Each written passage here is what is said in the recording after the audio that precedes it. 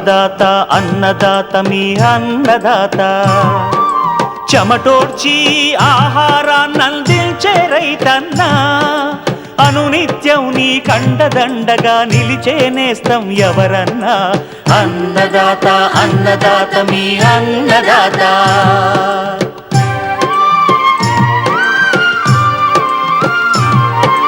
నూతన రీతుల సాగుబడికి నూరింతలు పెరిగే దిగుబడికి సూచనలిచ్చే సస్య రక్షణకు పశు పోషణకి శాస్త్ర విజ్ఞానం అందించి ముందుకు నడిపే తెలుగు రైతు భారతదేశానికి మకుటం అయ్యేలా తీర్చిదిద్దే ఆశయంతో మిమ్ము మేలు కొలిపేది అన్నదాత అన్నదాత అన్నదాత మీ అన్నదాత అన్నదాత అన్నదాత మీ అన్నదాత. అన్నదాత ప్రేక్షకులకు నమస్కారం. ఈనాటి ముఖ్యాంశాలు. ఉభయ గోదావరి జిల్లాల్లో దాల్వా వరిని నష్టపరుస్తున్న చీడపీడలు, సమగ్ర నివారణ పద్ధతులు. ఫ్యాన్సీ రకాల పుచ్చ నుంచి అధిక దిగుబడులు, సొంతంగా మార్కెట్ చేసుకోవడం ద్వారా మంచి లాభాలు ఆర్జిస్తున్న జగిత్యాల రైతు. సాంకేతికతను యాప్ రూపంలో వ్యవసాయ రంగానికి అనుసంధానం చేసిన ఏపీ ప్రభుత్వం. ఏపీ ఏఐఎంఎస్ యాప్ ఉపయోగకరంగా ఉందంటున్న రైతులు.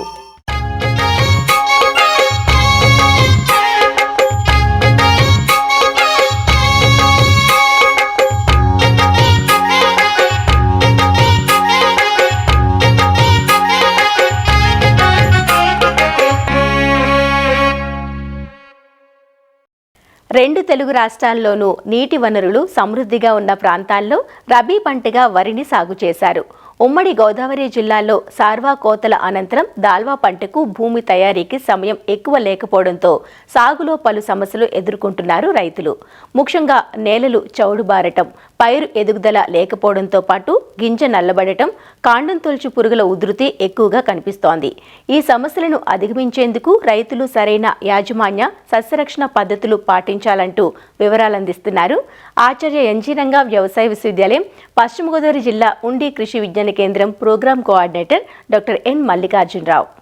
వరిలో మనకి అనేక సమస్యలు రైతులు ఎదుర్కొంటున్నారు. అందులో ముఖ్యమైనది సెల్నిటీ సమస్య, ముఖ్యంగా చౌడు వారిపోవడం అనేది సమస్య. అంతేకాకుండా జింకు లోపము, తర్వాత ఆకులన్నీ కూడా ఎర్రబడిపోవడము, తర్వాత చేను ఎదుగుదల లేకపోవడం, ఇలాంటి సమస్యలన్నీ కూడా ఎదుర్కొంటున్నారు. అయితే దీనికి ముఖ్య కారణము మనం సార్వాకి దాళవాకి తక్కువ సమయం ఉండడం వల్ల అడావుడిగా మనం దమ్ము చేసి వరిని నాటడం వల్ల ఆ సార్వాలో వేసిన మోళ్ళు పూర్తి స్థాయిలో కొల్లకపోవడం వల్ల కూడా మనం వేసిన అనేక రకాల ఎరువులు కూడా మొక్క తీసుకోక మొక్కలంతా కూడా ఎర్రగా అయిపోవడం, ఇలాంటి సమస్యలు కూడా ఎదుర్కొంటున్నారు.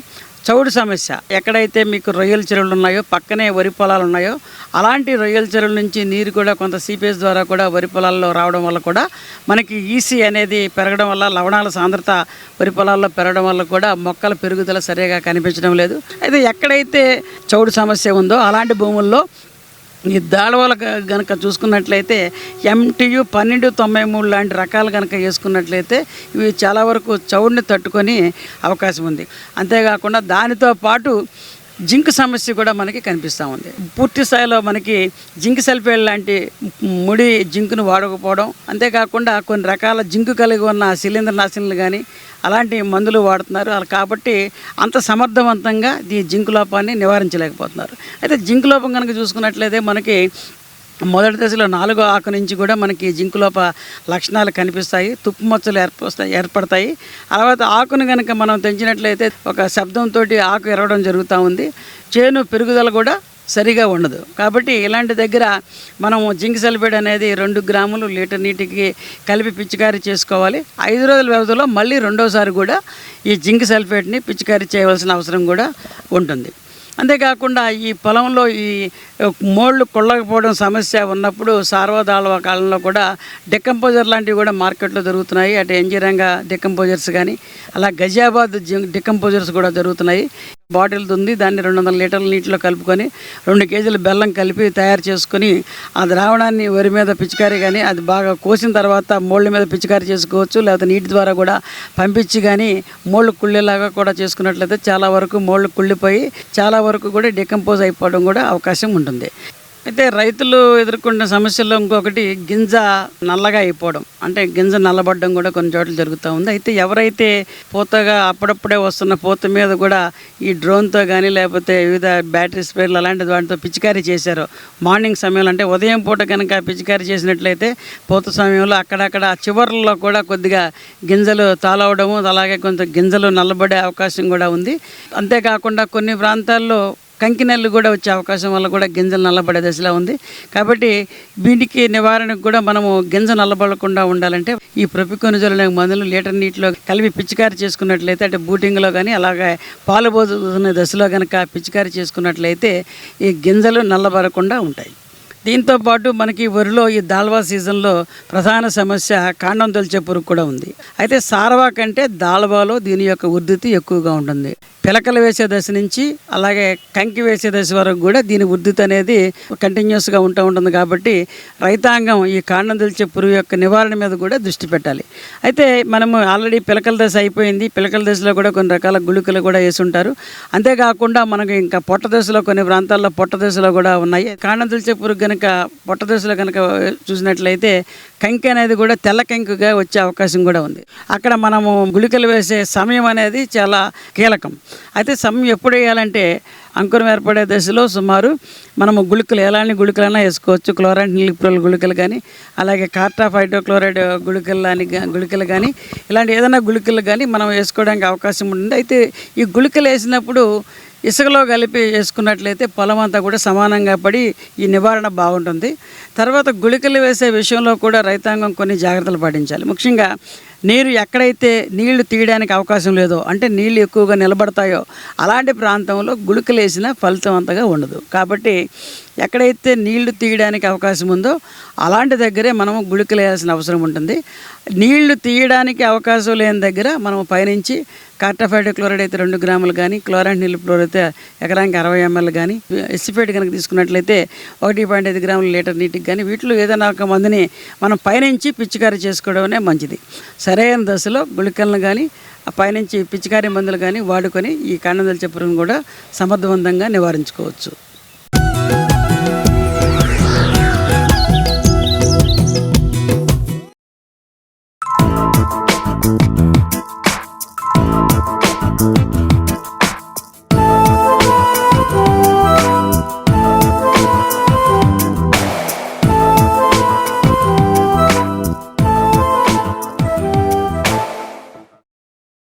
సాంప్రదాయ పంటలు కలిసిరాక ఒక పక్క మార్కెట్ ఆటుపోట్లు, మరో ప్రక్క కూలీల సమస్య వెన్నాడడంతో విసిగి వేసారిన ఆ రైతు పుచ్చ పంటను ఎంచుకున్నాడు.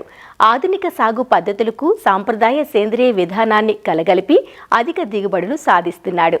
అధిక దిగుబడి సాధించడమే కాదు, సొంతంగా మార్కెట్ చేసుకుంటూ మంచి లాభాలను ఆర్జిస్తున్నాడు. 6 ఏళ్లుగా పుచ్చ సాగు చేస్తూ ఆ పంట సాగుపై పట్టు సాధించాడు. పుచ్చ సాగు చేస్తున్న ఇతర రైతులంతా తెగుళ్లతో పెట్టుబడుల భారంతో నష్టపోతుంటే సాగు మెలకువలను ఔపాసాన పట్టి అతి సునాయాసంగా పంట పండిస్తున్న ఆ జగిత్యాల రైతు విజయగాథను అందరం తెలుసుకొని తీరాల్సిందే. చూసొద్దామా రండి మరి.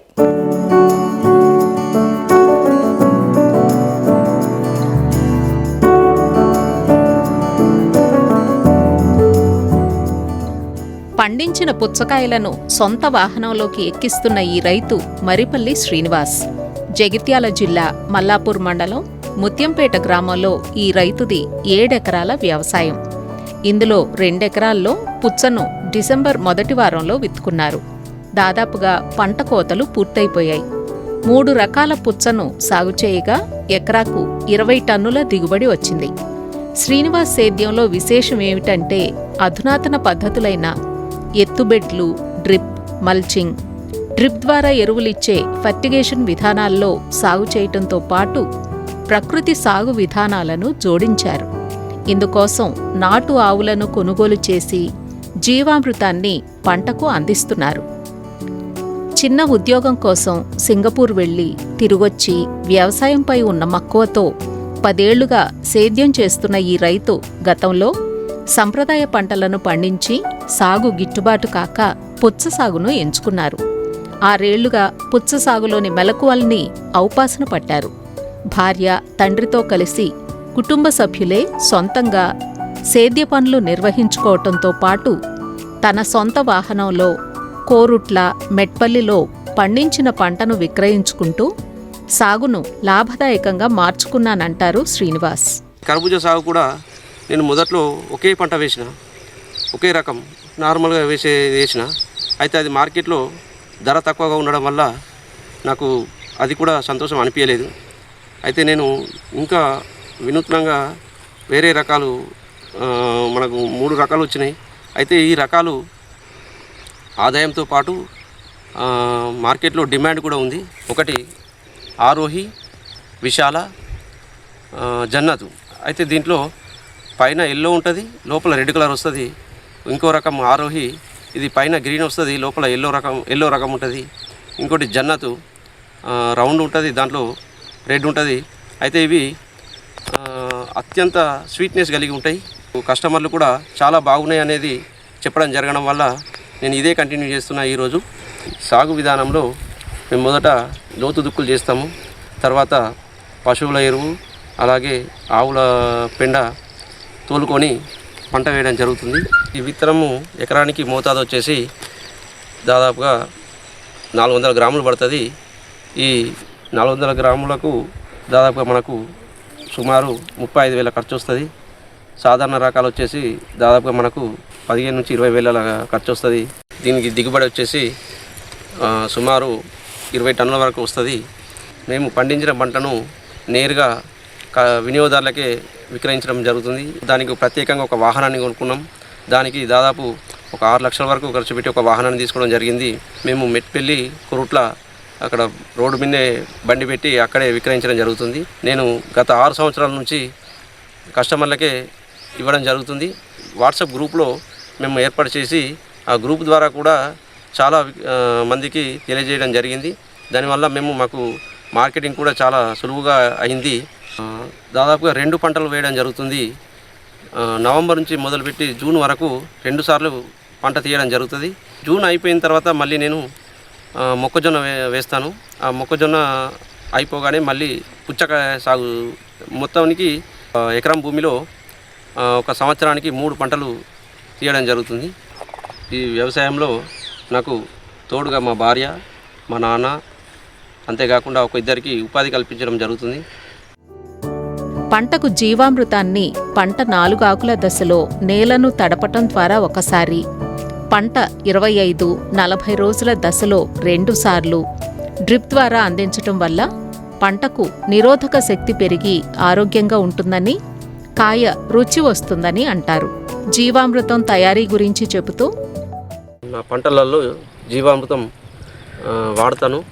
అయితే ఈ జీవామృతం వల్ల మనకు మొక్కలకు రోగనిరోధక శక్తి పెరుగుతుంది. జీవామృతం ఏ విధంగా తయారు చేసుకోవాలంటే ఒక 5 లీటర్ల మూత్రము, 10 కేజీల ఆవు పేడ, 2 కిలోల బెల్లము, పప్పుల పిండి ఒక 2 కేజీలు, అలాగే మనకు రసాయనాలు వాడని ఏదైనా గట్టుమట్టి తీసుకొని 200 లీటర్ల డ్రమ్ము తీసుకొని దాంట్లో అన్నీ కలుపుకున్నట్టయితే మనకు 3 రోజులలో జీవామృతం తయారవుతుంది.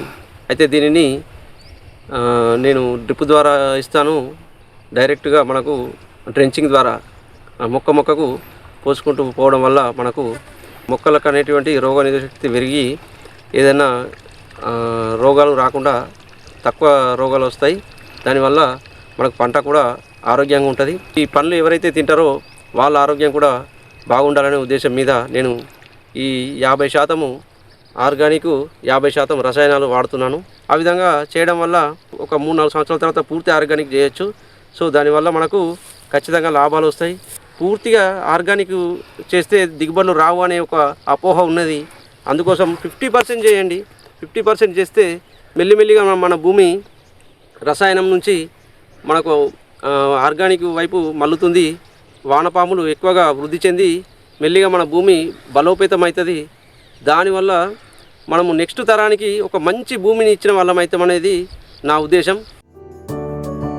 ఎకరాకు 20 టన్నుల దిగుబడి, కిలో 20 రూపాయల చొప్పున 4 లక్షల రూపాయల ఆదాయం వస్తోంది. ఇందులో 1,00,000కు పైగా సాగు ఖర్చుల కింద అవుతున్నప్పటికీ పొలం కౌలు విలువ, కుటుంబ శ్రమ విలువ కలిపి 1,60,000 అవుతోంది. ఎలానో చూద్దాం.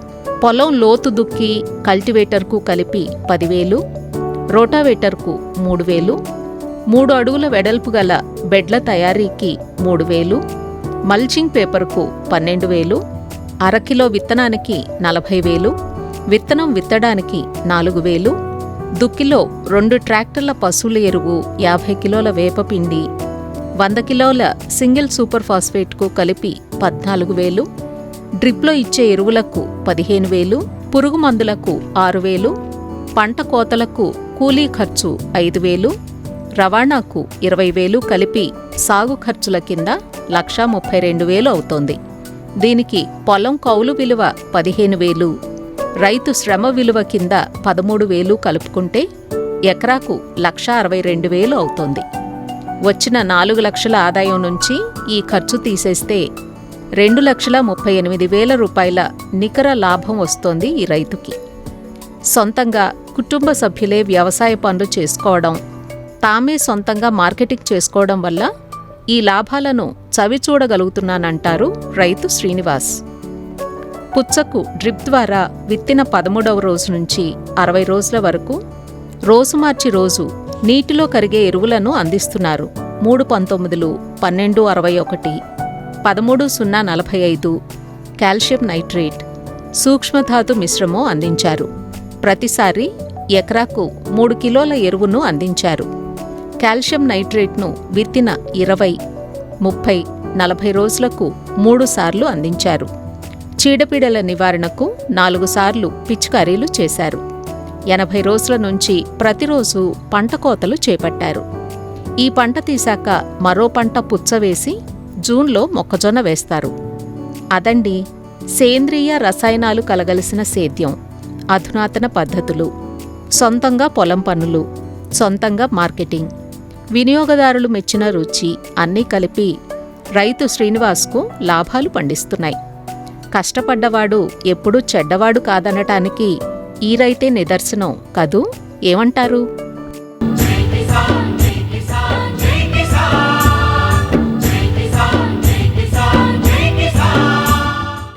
ఈ టెక్నాలజీ యుగంలో మనకు ఏది కావాలన్నా స్మార్ట్ ఫోన్ ద్వారా నిమిషాల్లో మన చెంతకు వచ్చేస్తోంది. అది ఆహారం కావచ్చు, ఏదైనా వస్తువు కావచ్చు. మరి వ్యవసాయ రంగానికి కూడా ఇలాంటి వెసులుబాటు ఉంటే పిచికారికి కావలసిన డ్రోన్లు వెంటనే వచ్చి పని పూర్తి చేస్తే, తన పొలానికి ఏ చీడ పట్టిందో వెంటనే తెలిసిపోతే రైతుకు ఎంతో మేలు జరుగుతుంది కదా. అలాంటి ఆలోచనతో ఆంధ్రప్రదేశ్ ప్రభుత్వం అమల్లోకి తెచ్చింది APAIMS యాప్. రైతుకు ఏ పరికరం కావాలన్నా యాప్లో బుక్ చేసుకోవచ్చు. చీడపీడ సమస్య ఉంటే ఫోటో అప్లోడ్ చేయొచ్చు. వాతావరణ వివరాలు వెంటనే తెలుస్తాయి. ఈ యాప్ తమకెంతో ఉపయోగకరంగా ఉందంటున్న రైతుల అభిప్రాయాలు, ఆ అప్లికేషన్ను ఎలా డౌన్లోడ్ చేసుకోవాలి, ఎలా వాడుకోవాలి అన్న వ్యవసాయాధికారుల వివరాలను ఈ కథనంలో చూసేద్దాం.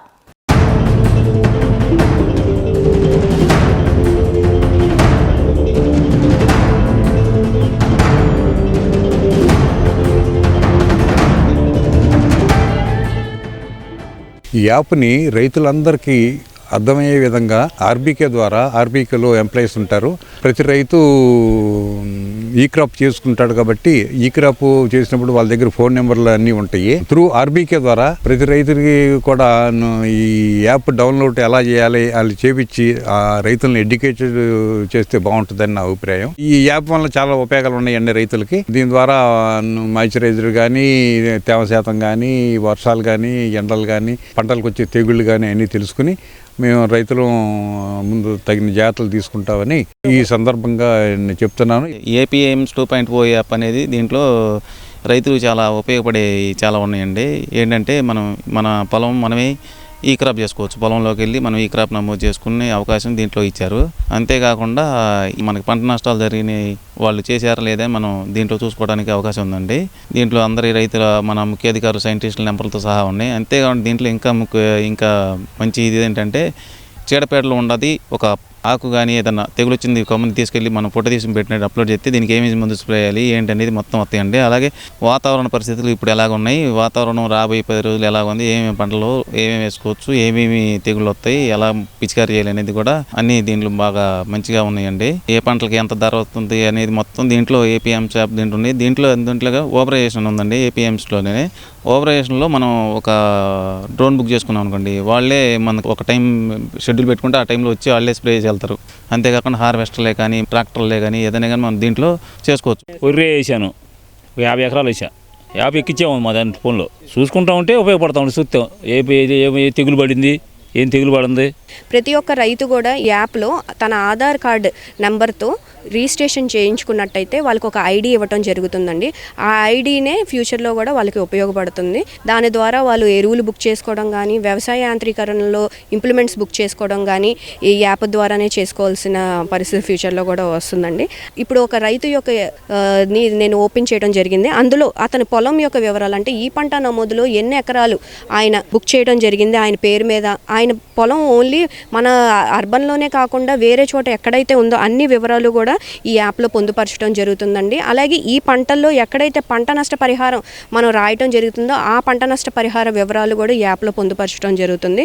అవే కాకుండా అనేకమైన సేవలు, వ్యవసాయ నోటిఫికేషన్స్, అంటే ప్రస్తుతం మొన్న అకాల వర్షాలు వచ్చాయి, వాటి వల్ల వాళ్ళు ఏమేమి జాగ్రత్తలు తీసుకోవాలి వాటి గురించి ఈ నోటిఫికేషన్స్ ద్వారా కూడా రైతులకి తెలియజేయడం జరుగుతుంది.